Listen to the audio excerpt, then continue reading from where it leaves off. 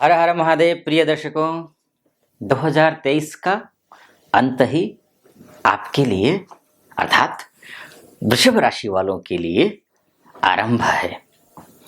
2023 का सबसे बेहतरीन, सबसे शानदार महीना है यह दिसंबर आपके लिए।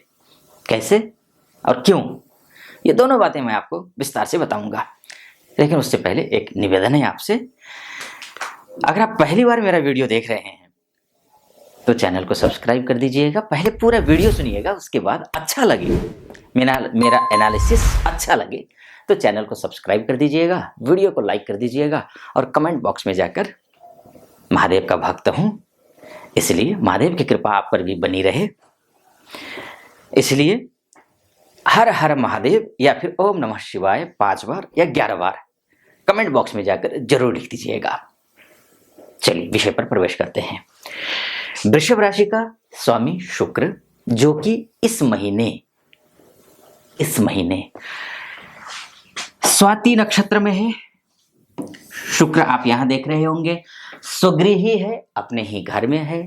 अपने घर में होने के साथ साथ ये स्वाति नक्षत्र में है। स्वाति नक्षत्र का जो शुक्र होता है 25 दिसंबर तक ये अपने घर में, यानी कि अगर स्वाति नक्षत्र का स्वामी कौन है? राहु है। राहु के नक्षत्र में शुक्र रहने वाला है, जो कि अत्यंत शुभ है आपके लिए। धन धान्य को देने वाला है दोनों तरफ। किस तरीके से देखिए, पहला तो शुक्र वैसे ही ऐश्वर्य कारक ग्रह होता है, धन धान्य का कारक ग्रह होता है, लग्जरी सुख का कारक ग्रह होता है। आपका लगने से स्वास्थ्य का भी आपका कारक ग्रह हुआ ये, यानी कि धन भी देगा, धन धान्य से आपको परिपूर्ण भी करेगा, लग्जरी सुख भी देगा। वैसे भी नया वर्ष है, नया वर्ष में तो वैसे भी बहुत सारी चीजें खरीदनी होती हैं, उसमें से लग्जरी चीजें भी होती हैं, तो वो देने वाला है इस बार।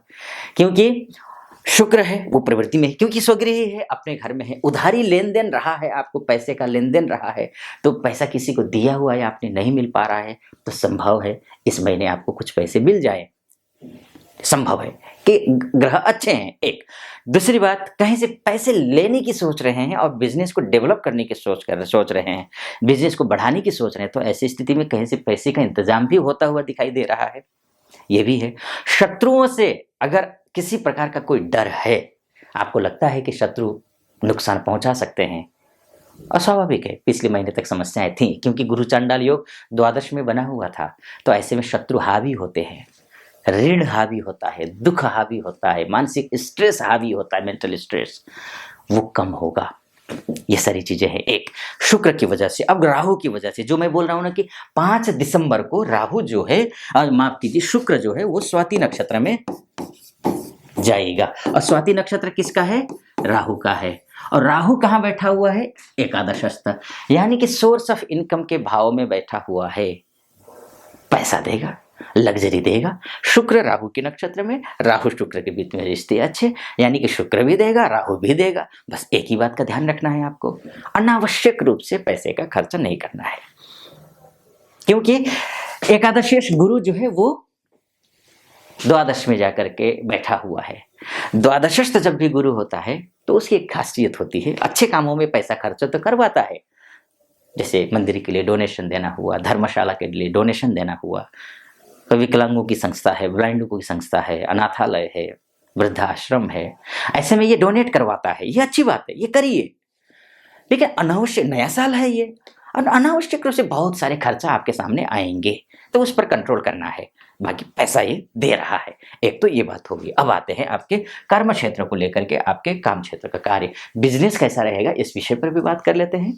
और कोर्ट कचहरी का मामला चल रहा हो, दाम्पत्य जीवन में किसी प्रकार की कोई खटपटी आ रही हो, समस्याएं आ रही हो, बात कोर्ट कचहरी तक पहुंच चुकी हो, तो ऐसी स्थिति में भी ये जो दिसंबर का महीना है वो कैसा रहने वाला है, इस विषय पर थोड़ा सा बात कर लेते हैं। इसके लिए देखिए, मंगल की स्थिति को देखना बहुत जरूरी है। मंगल की स्थिति को अगर हम देखते हैं, मंगल आप स्वगृही है, अपने ही घर में बैठा हुआ है।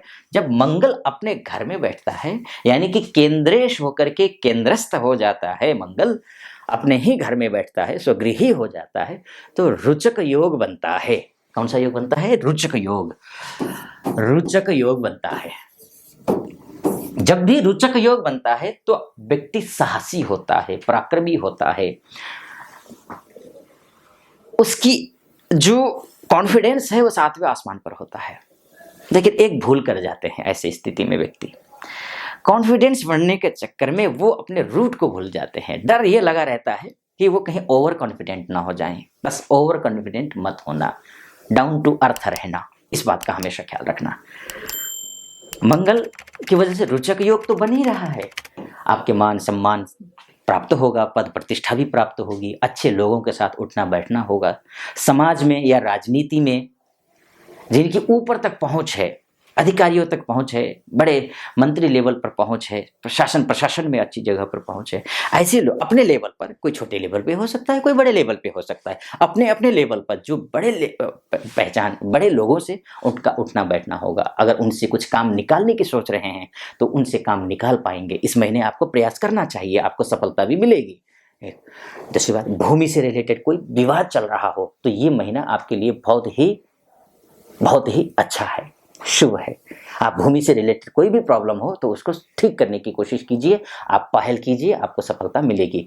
घर से रिलेटेड, गाड़ी से रिलेटेड, जमीन से रिलेटेड, चाहे प्रॉपर्टी हो, चाहे वो कृषि भूमि हो, किसी के लिए, या किसानों के लिए भी कई सवाल आते हैं कमेंट बॉक्स में। किसानों के लिए कोई भी आचार्य जी नहीं कहता है, तो किसानों के लिए भी, न केवल किसानों के लिए बल्कि हमारे बॉर्डर में जो बीएसएफ के भाई बंधु हैं, या सीआरपीएफ में हैं, या पुलिस डिपार्टमेंट में हैं, इन सभी के लिए जो मंगल का रोचक योग बना हुआ है ना, मंगल एक साहस का प्रतीक है, ऊंचे पद का प्रतीक है।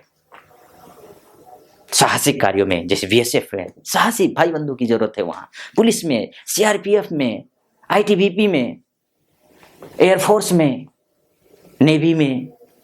नेवी के लिए तो चंद्रमा भी डिपेंड करेगा, वायुसेना के लिए या फिर एयरफोर्स के लिए तो शनि का भी देखना जरूरी होता है। क्योंकि थल सेना इत्यादि के लिए अगर बात करें तो रोचक योग सबसे शानदार है, बहुत ही बढ़िया, शानदार, अच्छा फल देगा। तो ये स्थिति हुई, लेकिन हाँ, मैंने जैसे कहा डाउन टू अर्थ आपको रहना है। एक तो ये है, दूसरे से क्योंकि ये 17-16 दिसंबर तक तो सूर्य भी साथ में है, यानी कि दो प्रचंड ग्रह आपस में बैठे हुए हैं। बिजनेस में किसी प्रकार का अब बहुत अच्छा होगा आपका काम बिजनेस में, लेकिन ध्यान रखना, अपने से बड़े ऊंचे ओहदे के समझदार अनुभवी लोगों से सलाह मशविरा करना, बहुत शांत चित्त होने के बाद ही बिजनेस में किसी प्रकार का कोई डिसीजन लेना। एग्रेसिव होकर के चलो हम तो कर लेंगे काम, अरे इसमें क्या रखा है, अरे इतना लो इतना, ऐसा नहीं। डाउन टू अर्थ रहिए, समझदारी दिखाइए, काम कीजिए, सफल होंगे आप इस महीने। चलिए अब शनि की जहां तक बात करें, देखिए शनि शशयोग बना रहा है। कितने बढ़िया बढ़िया योग बने हुए, देखिए ना आपके, रोचक योग, शश योग, क्या चाहिए, क्या चाहिए, कितना बढ़िया है आपका। देखिए ना आपका शनि को देख लीजिए, शनि अब यहां पर शतभिषा नक्षत्र में है। आपको थोड़ा सा खटपटिया लग रहा है, तो ये शतभिषा नक्षत्र में है। शतभिषा नक्षत्र का मतलब निकलता है कि राहु के नक्षत्र में होना। राहु का नक्षत्र जो होता है वो शनि और राहु के बीच में रिश्ते बहुत अच्छे होते हैं, बहुत अच्छे, राहु और शनि के बीच में। जब राहु और शनि के बीच में रिश्ते अच्छे होंगे तो राहु के नक्षत्र में जाकर शनि बैठेगा, तो राहु कहाँ बैठा है, लाभ स्थान में बैठा हुआ है। शनि किसका स्वामी है, भाग्य का स्वामी है और कर्मेश है, यानी कि भाग्य भी वृद्धि स्थान में बैठा है, लाभ स्थान में बैठा हुआ है ना राहु। तो राहु के नक्षत्र में जाकर के शनि बैठा हुआ है। नक्षत्र ज्योतिष के हिसाब से तो राहु के नक्षत्र में जाएगा, लाभ ही लाभ होगा, भाग्य की वृद्धि होगी, भाग्य का लाभ होगा, अर्थात है ना कर्मेश, जो काम करेंगे उस काम का क्रेडिट आपको मिलेगा, उसमें लाभ होगा। और भाग्य साथ दे रहा है, कर्म जो आप कर रहे हैं उसका लाभ मिल रहा है।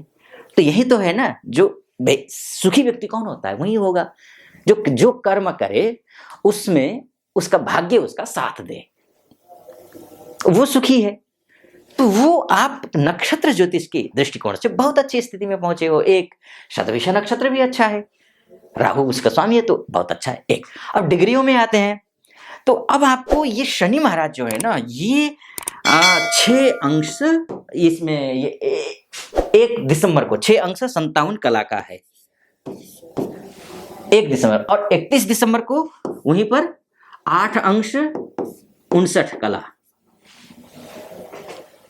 यानी कि कोई भी ग्रह 0 डिग्री से लेकर के 6 डिग्री तक कमजोर रहता है, यानी कि 6 डिग्री से प्लस में ग्रह चला जाता है तो शुभ फल देने लगता है, यानी कि डिग्रियों से लिहाज से भी ठीक है। तो यानी कि भाग्येश भी ठीक है, कर्मेश भी ठीक है, लाभेश भी ठीक है। तो ये सारी ग्रह जो है एक एक यानी कि शशयोग बना रहा है। शशयोग में क्या होता है? व्यक्ति का उठना बैठना, ऊंचे ओहदे के ऊंचे ओहदे के लोगों के साथ में, जो काम कर्मठ लोग हैं, ऐसे लोगों के साथ में उठता बैठता है व्यक्ति। शशयोग में ऐश्वर्यवान होता है, धनवान होता है, परिश्रमी होता है, परिश्रम की पराकाष्ठा तक पहुंच जाता है, बशर्ते आपकी लग्न कुंडली में date of birth, time of birth और प्लेस ऑफ बर्थ के हिसाब से अगर लग्न कुंडली में शनि अच्छा हो तो, अगर मान के चलिए कि आपकी लग्न कुंडली में शनि अच्छा नहीं है, मृत अवस्था में है, नीच का है, षडबल में कमजोर है, दिग्बल, कालबल, चेष्टाबल, नवांक, त्रिशांश और चतुर्थांश, और आप कर्म क्षेत्र करें, खासकर वृषभ लग्न वालों के लिए शनि अगर दशमांश कुंडली में नीच का हो, त्रिकस्थ हो, पाप ग्रह के द्वारा दृष्ट हो, शत्रु राशि में बैठा हो, प्रोफेशनली वो 0 है। मैं यहाँ कितना ही फलादेश अच्छा कर लूं, ये तो मोटा मोटी तौर पर है मान्यवर, ये मोटा मोटी तौर पर है।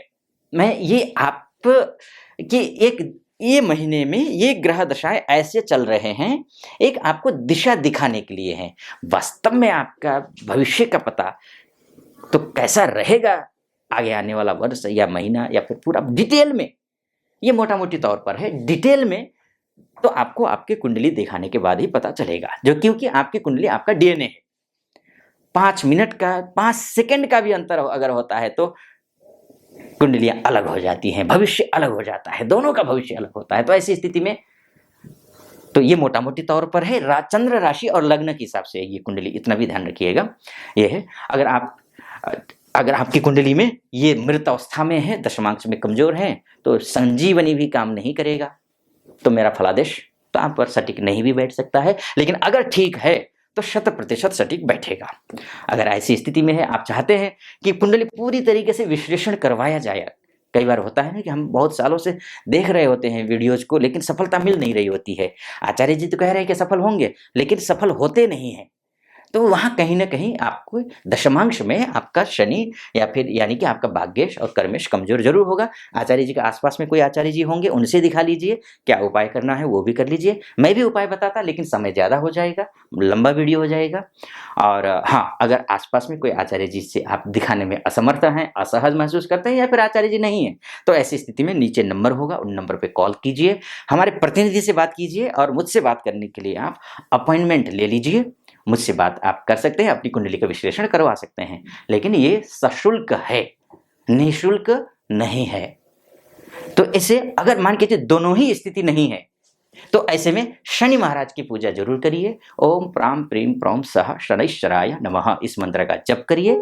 ये संक्षिप्त है, और फिलहाल इस वीडियो को यहीं पर मैं समाप्त करता हूँ। कैसा लगा आपको वीडियो? अच्छा लगा हो तो निश्चित रूप से चैनल को सब्सक्राइब कर दीजिएगा, वीडियो को लाइक कर दीजिएगा, कमेंट बॉक्स में जाकर के हर हर महादेव या ओम नमः शिवाय जरूर लिख दीजिएगा। फिलहाल अनुमति दीजिए। ओम नमः शिवाय।